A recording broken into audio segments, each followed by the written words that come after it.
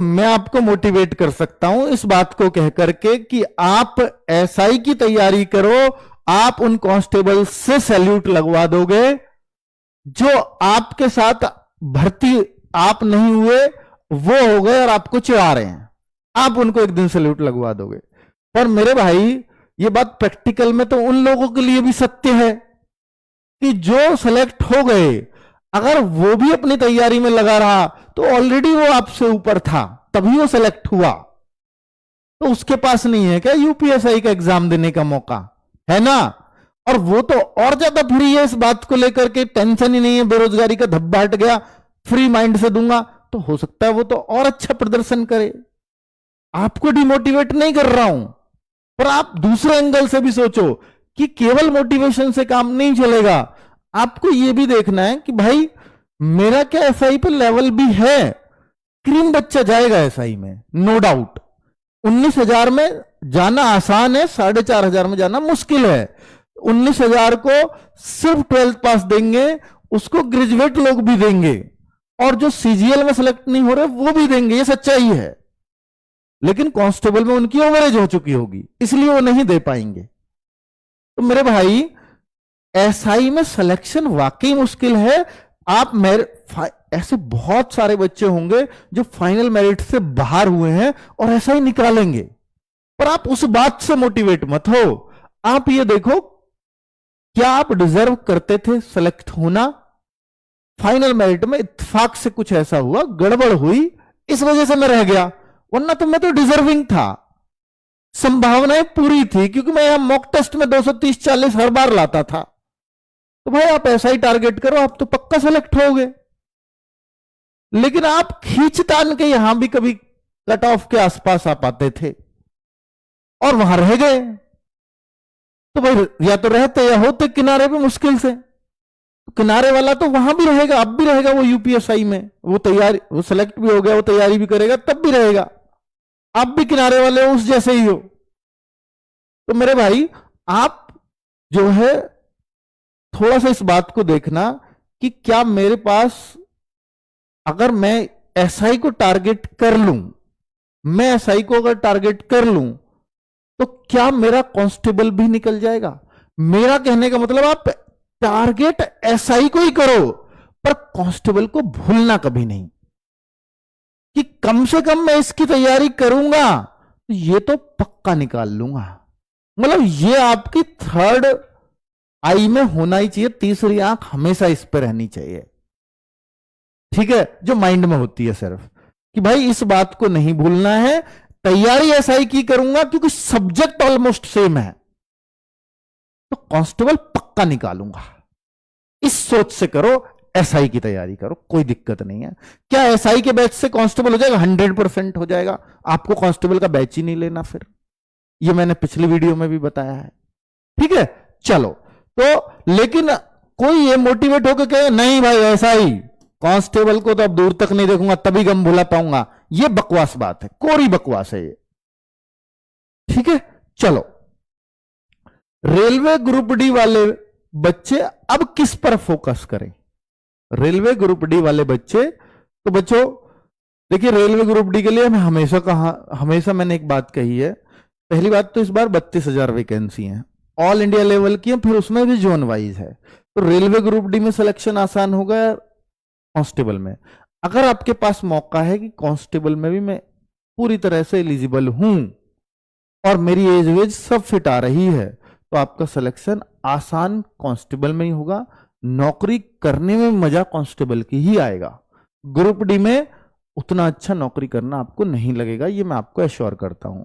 लेकिन railway group D, जैसे किसी की हाइट नहीं है, किसी के पास ऑप्शन ही नहीं है, तो बच्चों के लिए रेलवे ग्रुप डी ही है एकमात्र सहारा, ठीक है।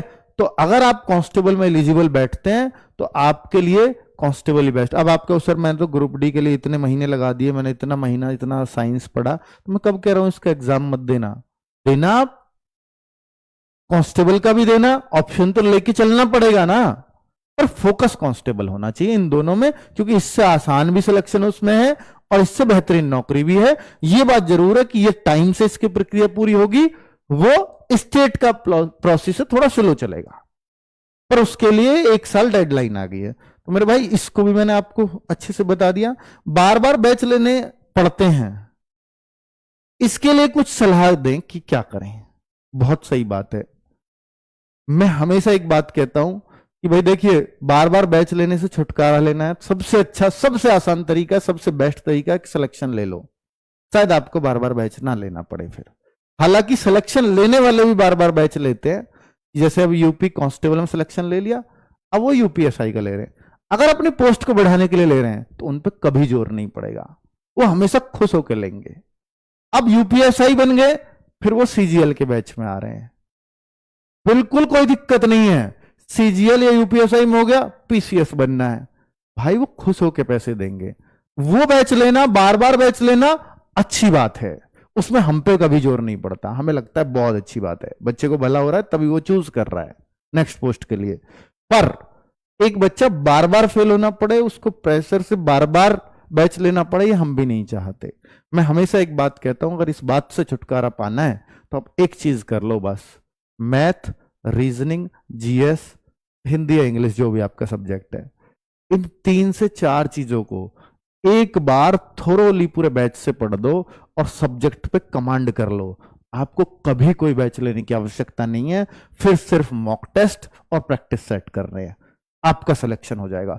बहुत बच्चे आते हैं हमारे पास सेलेक्ट होकर के, जो सिर्फ ये बात कहते हैं कि सर मैंने बैच लिया था आपका 2022 में, सिलेक्शन हुआ है मेरा 2024 में, बैच तभी कंप्लीट किया था, लेकिन बाद में मैं प्रैक्टिस सेट और मॉक टेस्ट में लगा रहा, हो गया सिलेक्शन। बिल्कुल यही बात मैं एग्जैक्टली कह रहा हूं। पर यह नहीं है कि सर मेरा वो बैच भी कंप्लीट नहीं था, आपने कहा था एक ही बैच लेना है इसलिए मैंने एक ही लिया था, अब वो एप्लीकेशन से भी खत्म हो गया और मैंने पूरा भी नहीं किया था, अब मैं प्रैक्टिस सेट और मॉक टेस्ट में लग गया। यही सबसे ज्यादा बच्चा करता है और इसी वजह से सिलेक्ट नहीं होता। भाई एक बैच ढंग से करना पड़ेगा। मॉक टेस्ट आपको जब तक ये यकीन ना दिला दें कि आप सिलेक्शन के बहुत करीब हो, और हर एक बच्चे को मॉक टेस्ट सिलेक्शन का यकीन दिलाता है। कैसे दिलाता है कि अब एसएससी का पेपर है, मॉक टेस्ट दे रहे हो आप, एसएससी का पेपर है, आपके 140 आ रहे हैं, 145 आ रहे हैं, क्यों नहीं दिलाएगा सिलेक्शन का यकीन? दिल्ली पुलिस का पेपर है, आपके 100 में से मॉक टेस्ट में 75 नंबर आ रहे हैं, क्यों नहीं दिलाएगा भाई सिलेक्शन का यकीन? यूपी पुलिस का पेपर है, आपके मॉक टेस्ट में 220 230 हर बार स्कोर बैठता है, क्यों नहीं दिलाएगा सिलेक्शन का यकीन? फिर क्यों बैच लेने की जरूरत है अगर आपके ऐसे स्कोर आ रहे हैं तो? हाँ, आप दिल्ली पुलिस में अगर 45-50 घूम रहे हो, आप यूपी पुलिस में 150 पौने 200 नंबर आपके लगातार वहीं घूम रहे हैं, आपके एसएससी में 100 के आसपास ही आप घूम जाते हो, तो आपको तो जरूरत है, आपके सब्जेक्ट स्ट्रांग नहीं है, आपको एक बार तो करने पड़ेंगे। तो ये आपको मंथन करना है खुद। ठीक है, मैं कितनी भी बात कह लूं, पर यह बात सच है कि भाई इसमें कमियां सिर्फ आपकी होती है और आपके एंड से होती हैं, वो आपको सुधारने ही पड़ेंगे। ठीक है, चलिए, तो ये जो हमारे क्वेश्चन एयर था वो खत्म हो चुका है, सब पे मैं जवाब दे चुका हूं। ये भर्तियां आ रही हैं यूपी पुलिस के अंदर, अप्रैल लास्ट से फॉर्म शुरू होंगे। दिल्ली पुलिस की भर्ती आपको मालूम है कि दिल्ली पुलिस जो है वो 19 सितंबर से फॉर्म आएंगे, और जो हम बात कर लेते हैं इसकी जीडी की, तो हमारे इसके फॉर्म 11 नवंबर से शुरू होंगे इसी साल। एग्जाम कब होंगे? फिक्स कैलेंडर है, फिक्स डेट है, और इन्हीं डेट्स पे चलेगा। दिल्ली पुलिस की ट्रेनिंग मार्च अप्रैल में भेज देंगे आपको। और बताओ इससे बढ़िया, यानी इन दिनों में आपके तन पर वर्दी होगी अगली साल दिल्ली पुलिस की। अगर आप दिल्ली पुलिस के सिलेक्शन के करीब हैं तो भाई आपके मॉक टेस्ट में अंक मुझे चाहिए 75। ठीक है, हर मॉक टेस्ट में। ये आपको मालूम है कि यूपी पुलिस का जो बैच है, जो आपके जीडी के लिए भी सिलेक्शन का मतलब यकीन दिलाएगा, या मैं कहूंगा दिल्ली पुलिस के लिए बैच लेकर के आप जीडी का बैच लेने की बहुत आवश्यकता आपको फिर नहीं है। तो दीवानजी बैच ये आपका दोनों में काम कर जाएगा बहुत बढ़िया से, और ये 640 रुपए में आपको मिल जाएगा फिलहाल तो 799 से, लेकिन कब तक? ये आपको 9 तारीख तक ये इतने में मिलेगा, फिर इसकी फीस 800 रुपए वो आपको देनी पड़ेगी। ठीक है, क्लासेस 7 अप्रैल शुरू होंगी। ये हमारी पुरानी है, इनको प्लीज ना लें। इनको अगर लेंगे तो इन्हीं बुक से सिलेक्शंस लिए हैं बच्चों ने, पर मैं मना क्यों कर रहा हूं? क्योंकि ये इनमें जो अभी लेटेस्ट क्वेश्चन है, बहुत सारे फ्लिपकार्ट पे लोग इनको बेच रहे हैं, तो इन पे आपको ये क्वेश्चंस नहीं मिलेंगे जो पेपर कैंसिल हुआ और बाद में अभी पेपर हुआ था यूपी पुलिस का, जिससे 60,000 वैकेंसीज का री एग्जाम जो हुआ, तो उनके क्वेश्चंस इसमें नहीं है। बाकी तो सब पहले हैं, पहले तो सब हैं, उनके आधार पे बनाई गई थी, बेस्ट बुक्स भी थी और आप बच्चों ने सराही भी खूब थी। पर अभी इनको मैं लेने के लिए मना कर रहा हूं क्योंकि इनके लिए हमारे पास अप्रैल लास्ट में इनके अपडेटेड वर्जन आ जाएंगे। जो कंटेंट चेंज करना है, कम करना है, ज्यादा करना है, वो हम अप्रैल एंड तक इन बुक्स को तैयार कर लेंगे और 10 मई को हर बुक अपने आधे प्राइस में मिलेगी, 10 मई की सेल में। तो आप तब इनको परचेज कर लेना, ठीक है? अभी मत करो। ये ऑफलाइन भी, ऑफलाइन और जल्दी मिल जाएंगे आपको। ऑफलाइन और ऑनलाइन में फर्क ये है कि आप 10 तारीख को ऑर्डर करते हो, ऑनलाइन कई बार 15-20 मई तक पहुंचेगा, लेकिन ऑफलाइन में ये है कि अगर आप 5 तारीख को गए बाजार में, 5 को पैसे दिए, 5 को आपके हाथ में बुक होगी, पर वो थोड़ी सी महंगी पड़ती है। ऑनलाइन में हम सारा जो प्रॉफिट है सबका हटा देते हैं और सीधा बच्चे को दे देते हैं वो प्रॉफिट, इसलिए हम ऑनलाइन में वो कर पाते हैं। बस दुकानदार से थोड़ी सी महंगी मिलती है पर साथ के साथ मिल जाती है, थोड़ा सा ही वो कमाने दो यार उसको, 10-20 रुपए अगर वो बुक पे ले रहा है तो वो देने पड़ेंगे, वो भी इसलिए ही बैठा है।